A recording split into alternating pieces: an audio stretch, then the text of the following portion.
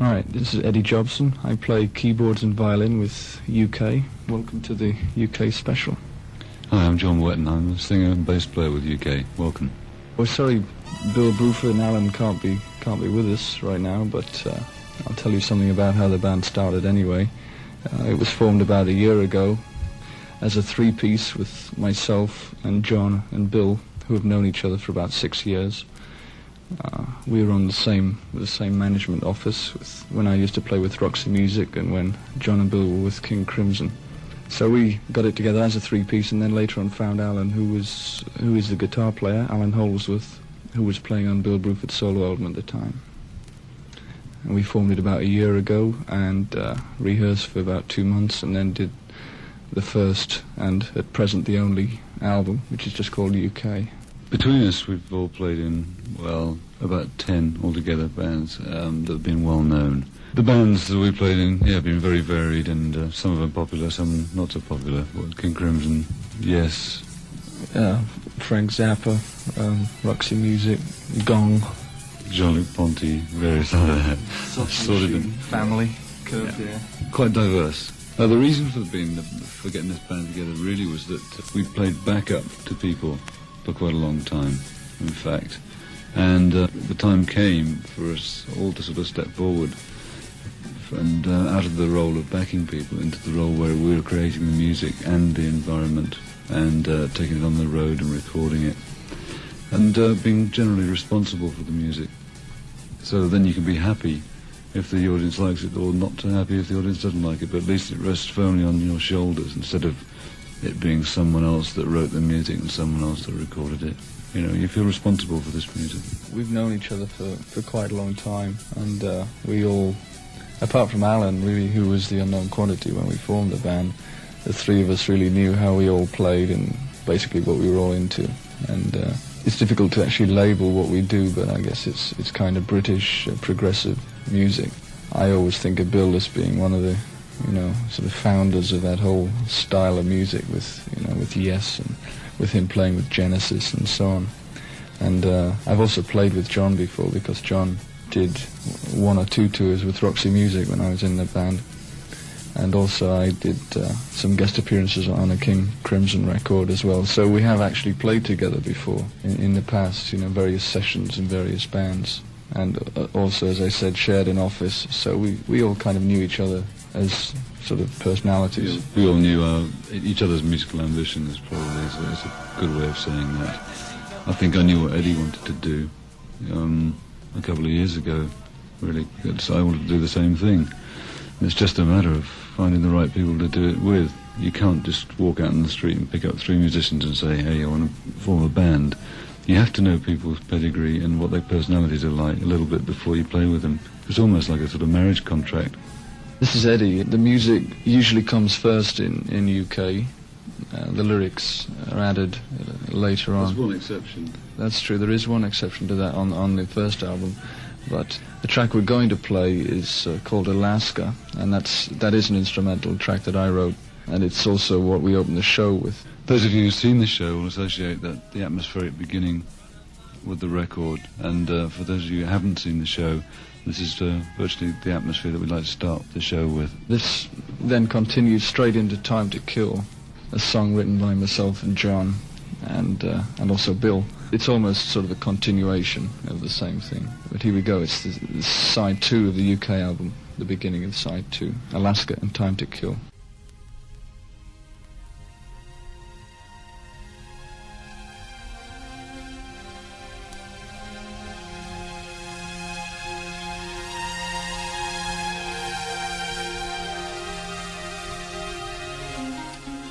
Hello there, this is John Wetton of UK. I'm the bass player and singer with this group. The James Bond of rock and roll. John does sound a little bit like Roger Moore, some of you might think. He also has an Aston Martin as well. I've never actually thought of it like that. There's this halo around my head that gives me away. The original approach to the album was that we had no overall concept to work to. We had a collection of songs. And we evolved the music, first of all. Eddie wrote a lot of it, and Alan wrote some of it. And then I spent Christmas last year scribbling away furiously, writing the lyrics it's a situation I don't mind.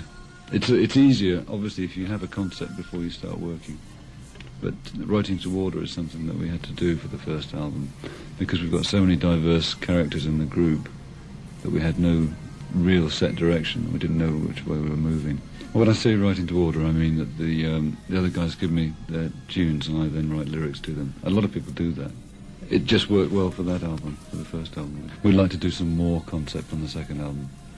My early influence was mainly my brother, who's a classical organist. From when at the age of about 18 months, the first time I could hear classical music drifting in and out of the house. You know, my brother practicing all the time, and he used to get me to play some of the bass lines for him, because on the piano you can't use the pedals. It's not like an organ where you've got your feet part and your hand part. So he used to get me to play some of the feet parts on the piano at the same time he was practicing. This I did as a kind of chore, but actually I quite enjoyed it after a while. But as with brothers always are, the younger one rebels against what the older one's more successful at doing. And so when R&B came along, I grabbed that with both hands and started to play in a group at school.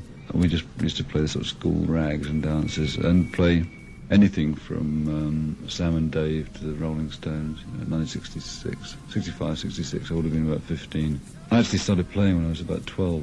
So consequently, my main influences were classical music, namely Bach and R&B, which, I mean, completely different things. But then again, Bach was an early rocker. But if you listen to my contributions on the album, then they're fairly evident where my roots were. I like the kind of pastoral ballad type of thing, which is mainly about classical extraction. And I also like this hard-hitting gut rock, which is steeped in R&B and the rhythmic, obviously the rhythmic influence of the United States at that time, through black music and jazz and blues.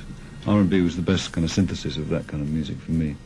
In the case of 30 Years, which is the track that's coming up, there's the lyrical beginning, opening to it, which is it's kind of very European, it's very classical, it's a very personal vocal, and then you have this very rude interruption, which is the kind of electric rock aspect, which is a tune that Bill and Eddie composed.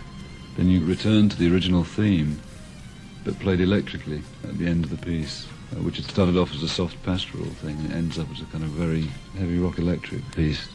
It's generally about a certain type of young lady, in fact, that gets to the age of 30 and finds out that although she's been doing the social number, the social butterfly number, that 30 years have suddenly slipped by, and all of a sudden Missed the boat. She's missed the boat, yeah, on the shelf. All of the strings on the beginning of this record are all electronic as well, all totally electronic. Just seem to give the thing a bit more mood, a bit more depth to orchestrate it in this fashion. And that's, well, just listen to it, 30 years.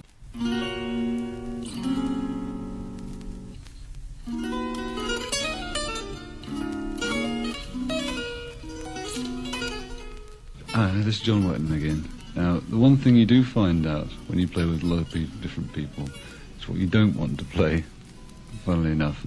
I've played in a few bands where the music's been pretty good, and the band's been pretty successful, but it's not been exactly what I want to do. And it goes back to this thing of responsibility, really.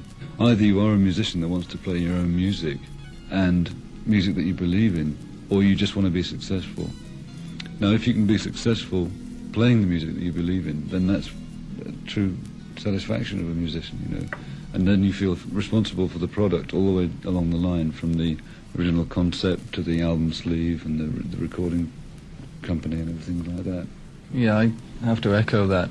I think one of the main things I learned with working with Zappa, as good and as complex as his music was, I learned what my own strengths and weaknesses were, and what I really wanted out of music, which is a hard thing to actually define.